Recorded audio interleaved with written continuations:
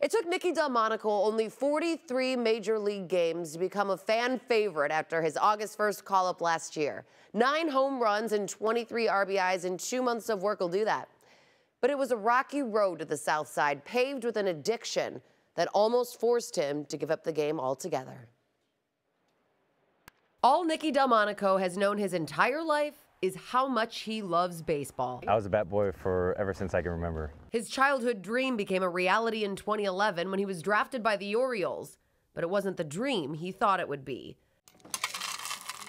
Adderall, the medicine he was prescribed in high school for his attention deficit disorder, became a nightmare. I was taking it every day. It was very hard to eat. It was very hard to get to bed on time. Some nights I would just stay up all night and I couldn't sleep. He told Major League Baseball he was going to have to stop taking Adderall, and they took away his TUE, a therapeutic use exemption. But losing his permission to take it didn't take away his addiction. And there'd be days where, I wanted it so bad, but I knew it wasn't good for me. And it got to the point where I was cleaning out my suitcase and, I found some. In a moment of weakness, he caved and walked into the ballpark the next day, making full disclosure to his coaches. Despite his honesty, he was still given a drug test, one he knew he would fail. Sure enough, Delmonico was slapped with a 50-game suspension for testing positive for an amphetamine. From there, I didn't know how to handle it. I went to a deep depression, and it kind of killed me because the game that I love now I'm serving a suspension for that no one else knows.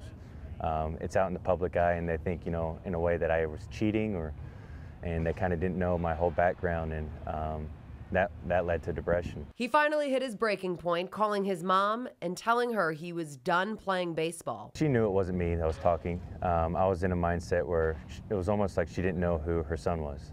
And it was very tough, but I didn't know what else to do. I wasn't enjoying the game. I didn't want to be around anybody. I felt like I failed myself. While Delmonico felt like a failure, the White Sox had their eye on him and knew he was a winner. Sure enough, a couple months later, I get a phone call from my agent saying I've been released and that the White Sox wanted to sign me.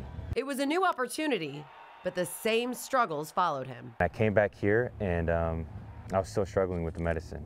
And then I remember I called Buddy Bell and I was like, I'm still not right. And I put my faith into his hands. And I was like, I need to go away from the game and leave and get myself better. And that's when I checked myself into a rehab center. And the White Sox backed him 100%. They told me that baseball will be ready when I'm ready to come back. They said, go get yourself right. And that was huge for me. It felt like a family. It felt like it was literally my parents that I was talking to on Buddy Bell and Tommy and everybody. Just feeling that love of, they worry about baseball, but it's more about my life, and there's a bigger picture than baseball. And it opened it up. To me, it was the best thing that I could ever, even ask for. He jumps, oh my, and makes the play out. Delmonico's goal was to feel like his old self again. But after completing his rehab program, he did much better than his old self and got to call his mom again, but this time with a different kind of news. It's like 12 o'clock at night, and she's freaking out, what's wrong? And I told her, I was like, hey, pack your bags, you're going to Chicago. And she just immediately starts crying. And for me, that was one of the special moments that just going through everything I went through, to be able to have that one phone call for 30 seconds telling her that it was all worth it. You can put it on the board, yes! After Delmonico's call-up, he reached base in his first 13 games, which is a team record. He also hit 6 home runs in his first 19 games, the fastest Sox player to ever do so.